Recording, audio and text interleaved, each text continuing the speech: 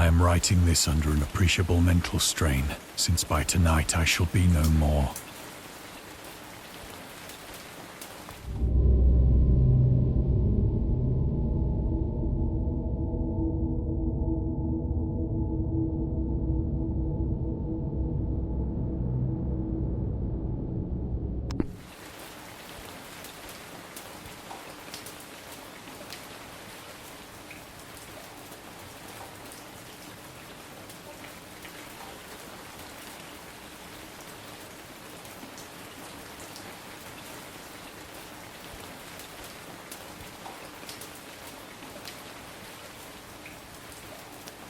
Penniless, and at the end of my supply of the drug which alone makes life endurable, I can bear the torture no longer, and shall cast myself from this garret window into the squalid street below. Do not think from my slavery to morphine that I am a weakling or a degenerate. When you have read these hastily scrawled pages, you may guess, though never fully realize, why it is that I must have forgetfulness or death.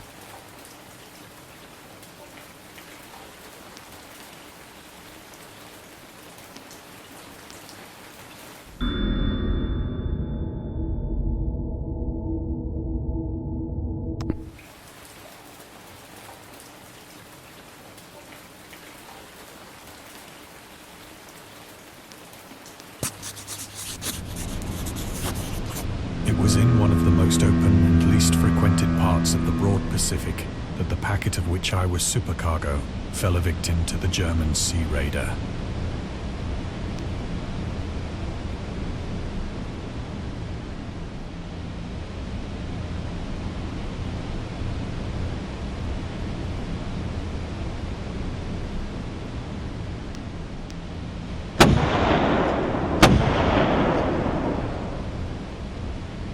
The Great War was then at its very beginning, and the ocean forces of the Hun had not completely sunk to their later degradation. So that our vessel was made a legitimate prize, whilst we of her crew were treated with all the fairness and consideration due us as naval prisoners.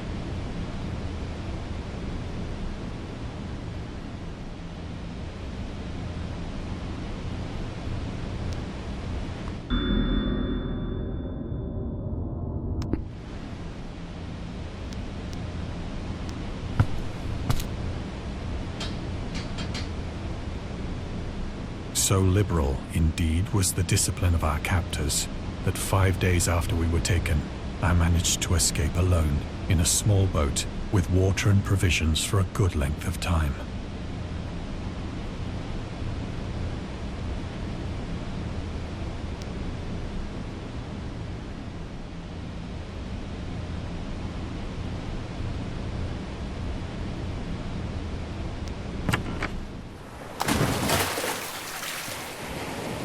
When I finally found myself adrift and free, I had but little idea of my surroundings. Never a competent navigator, I could only guess vaguely by the sun and stars that I was somewhat south of the equator. Of the longitude, I knew nothing, and no island or coastline was in sight.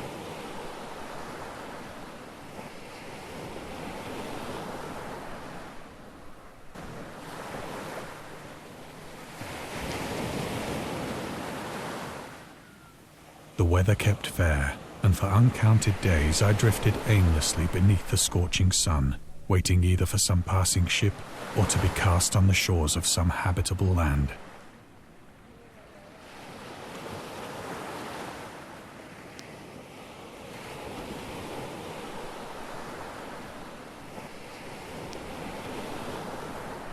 But neither ship nor land appeared, and I began to despair in my solitude upon the heaving vastness of unbroken blue.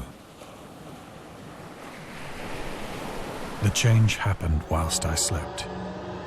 Its details I shall never know, for my slumber, though troubled and dream-infested, was continuous.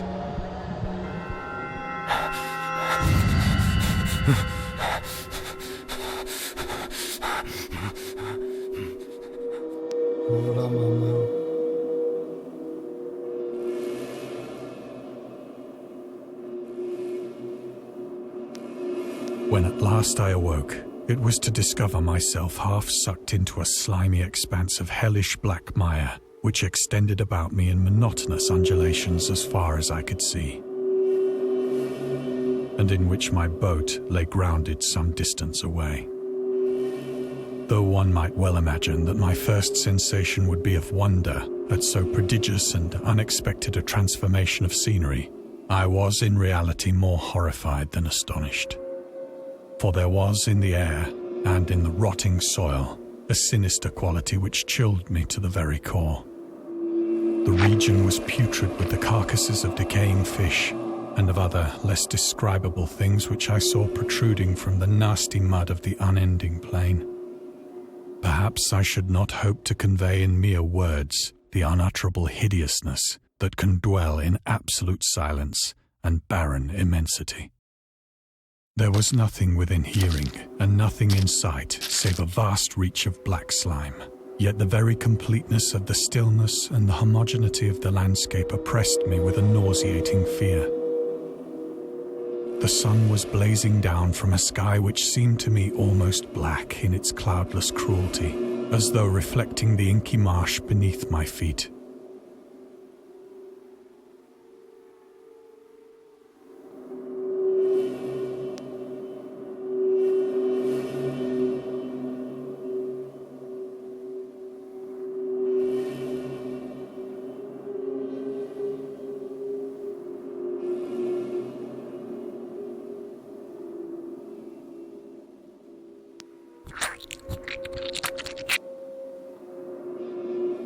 As I crawled into the stranded boat, I realized that only one theory could explain my position.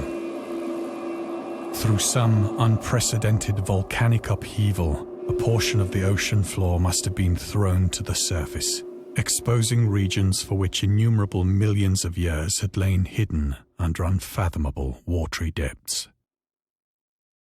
So great was the extent of the new land which had risen beneath me, that I could not detect the faintest noise of the surging ocean, straining my ears as I might, nor were there any seafowl to prey upon the dead things.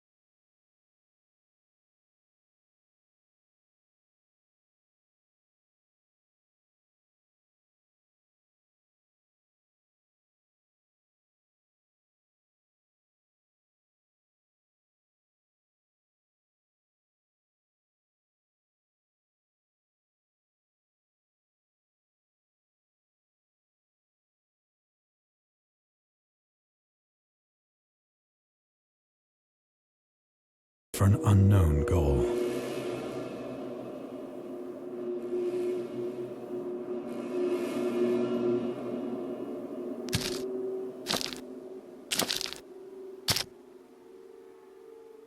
All day I forged steadily westward, guided by a faraway hummock which rose higher than any other elevation on the rolling desert.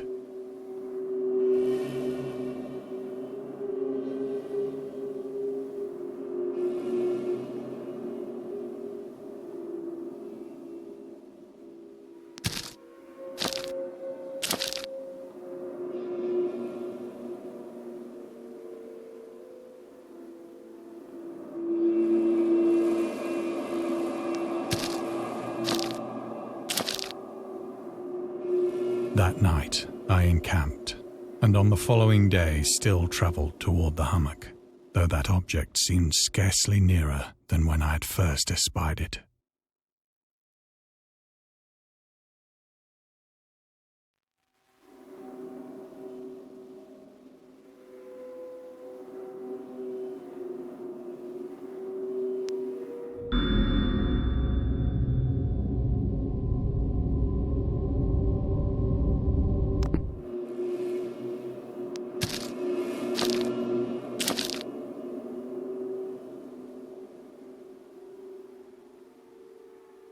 by the fourth evening, I attained the base of the mound, which turned out to be much higher than it had appeared from a distance, an intervening valley setting it out in sharper relief from the general surface. Too weary to ascend, I slept in the shadow of the hill. I know not why my dreams were so wild that night, but ere the waning and fantastically gibbous moon had risen far above the eastern plain, I was awake in a cold perspiration, determined to sleep no more. Such visions as I had experienced were too much for me to endure again, and in the glow of the moon I saw how unwise I had been to travel by day. Without the glare of the parching sun, my journey would have cost me less energy. Indeed, I now felt quite able to perform the ascent which had deterred me at sunset. Picking up my pack, I started for the crest of the eminence.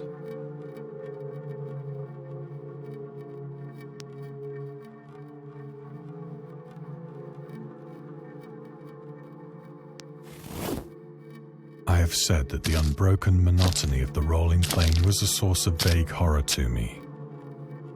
But I think my horror was greater when I gained the summit of the mound and looked down the other side into an immeasurable pit or canyon, whose black recesses the moon had not yet soared high enough to illumine. I felt myself on the edge of the world, peering over the rim into a fathomless chaos of eternal night.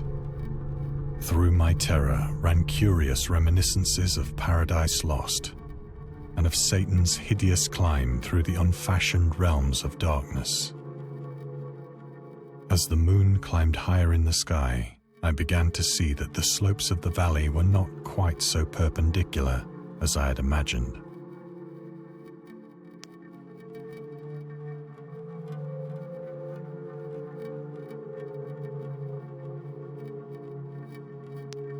Ledges and outcroppings of rock afforded fairly easy footholds for a distance.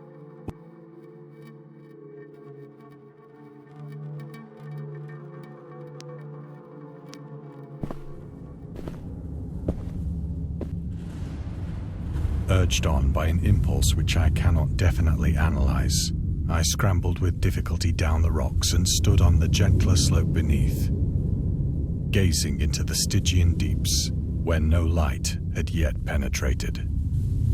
All at once, my attention was captured by a vast and singular object on the opposite slope, which rose steeply about 100 yards ahead of me. An object that gleamed whitely in the newly bestowed rays of the ascending moon.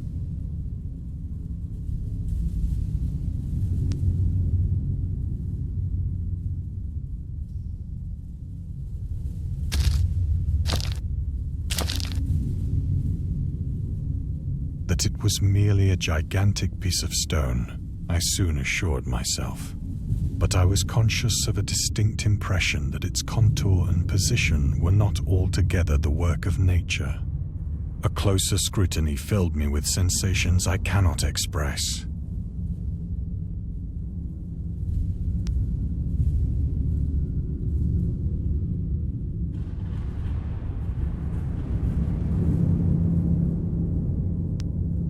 For despite its enormous magnitude and its position in an abyss which had yawned at the bottom of the sea since the world was young, I perceived beyond a doubt that the strange object was a well-shaped monolith, whose massive bulk had known the workmanship and perhaps the worship of living and thinking creatures.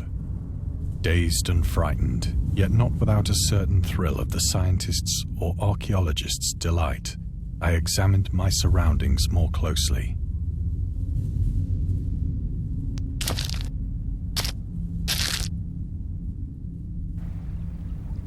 The moon, now near the zenith, shone weirdly and vividly above the towering steeps that hemmed in the chasm, and revealed the fact that a far-flung body of water flowed at the bottom, winding out of sight in both directions and almost lapping my feet as I stood on the slope. Across the chasm, the wavelets washed the base of the cyclopean monolith, on whose surface I could now trace both inscriptions and crude sculptures.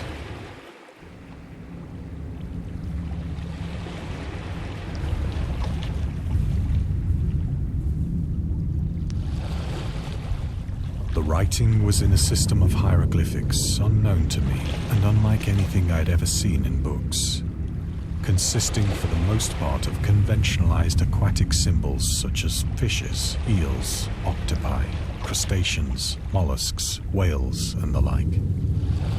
Several characters obviously represented marine things which are unknown to the modern world,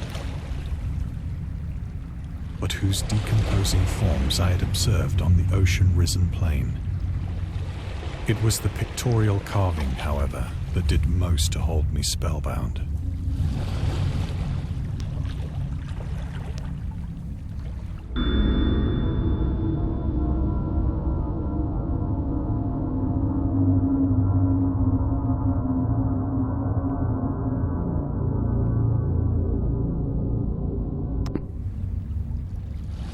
Plainly visible across the intervening water on account of their enormous size were an array of bas-reliefs whose subjects would have excited the envy of a Doré.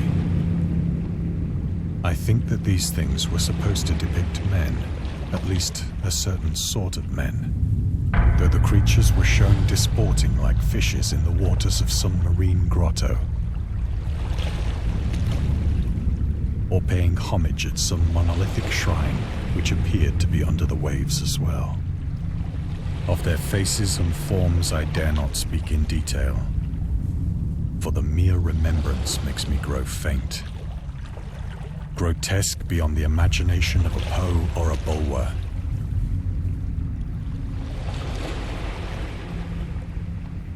They were damnably human in general outline, despite webbed hands and feet, shockingly wide and flabby lips, glassy, bulging eyes, and other features less pleasant to recall.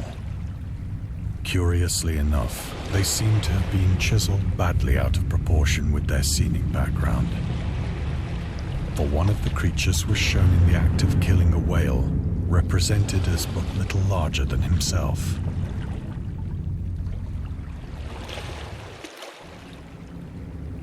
I remarked, as I say, their grotesqueness and strange size, but in a moment decided that they were merely the imaginary gods of some primitive fishing or seafaring tribe.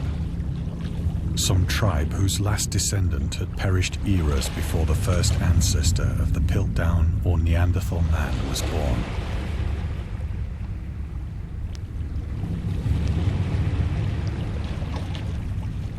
Awestruck at this unexpected glimpse into a past beyond the conception of the most daring anthropologist, I stood musing whilst the moon cast queer reflections on the silent channel before me.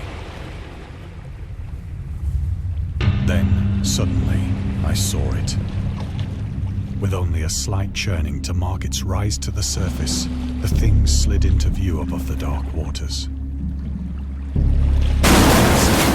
Unmistakably loathsome, it darted like a stupendous monster of nightmares to the monolith, about which it flung its gigantic scaly arms.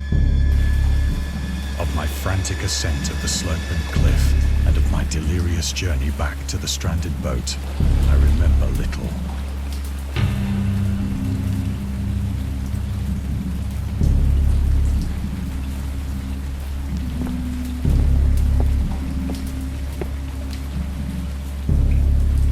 I sang a great deal and laughed oddly when I was unable to sing.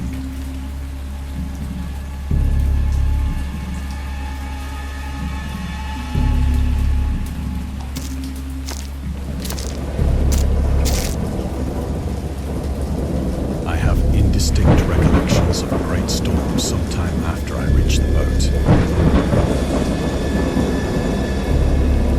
At any rate, I know that I heard pearls of thunder and other terms which nature utters only in her wildest moods.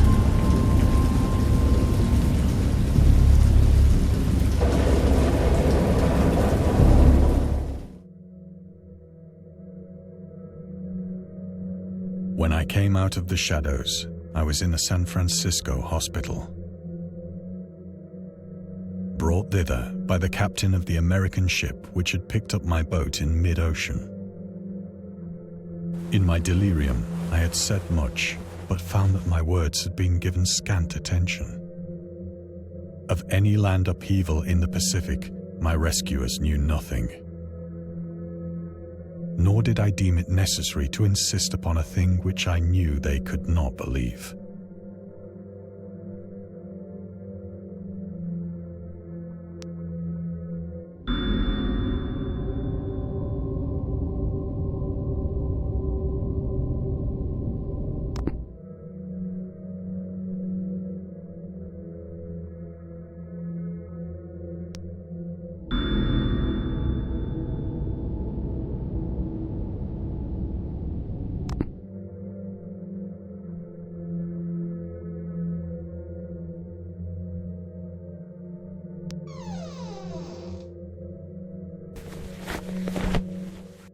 Once I sought out a celebrated ethnologist and amused him with peculiar questions regarding the ancient Philistine legend of Dagon, the fish god.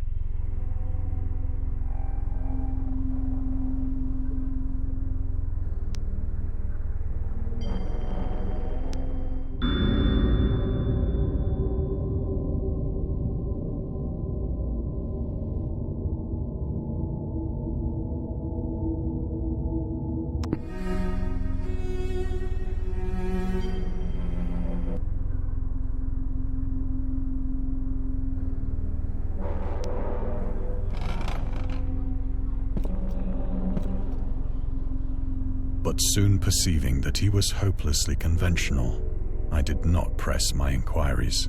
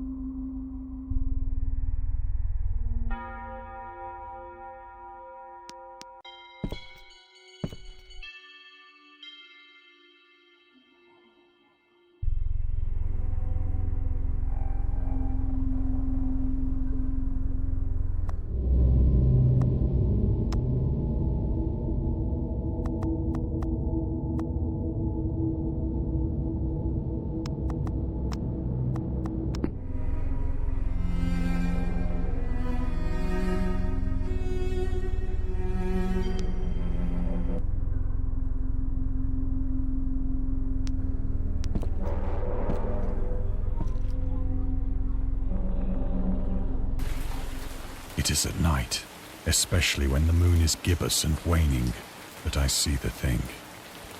I tried morphine, but the drug has given only transient surcease and has drawn me into its clutches as a hopeless slave. So now I am to end it all, having written a full account for the information or the contemptuous amusement of my fellow men.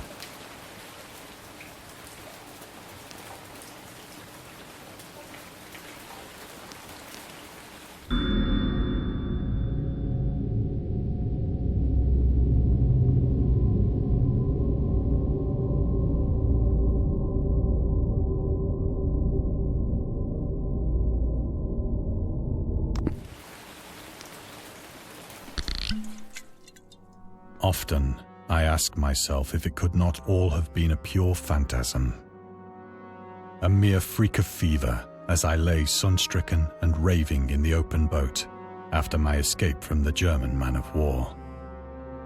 This I ask myself, but ever does there come before me a hideously vivid vision in reply. I cannot think of the deep sea without shuddering at the nameless things that may at this very moment be crawling and floundering on its slimy bed, worshipping their ancient stone idols and carving their own detestable likenesses on submarine obelisks of water-soaked granite.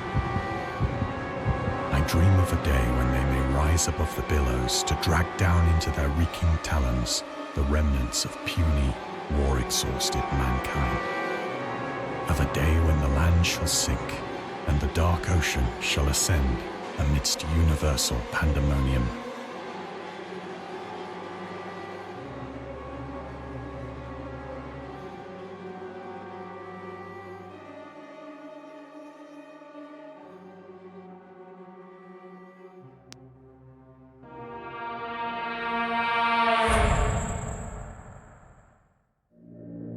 The end is near. I hear a noise at the door, as of some immense slippery body lumbering against it.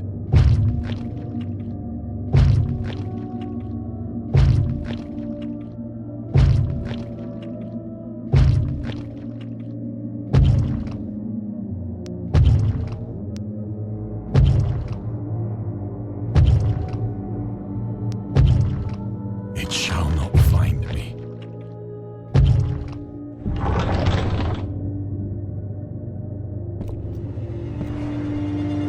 God, that hand!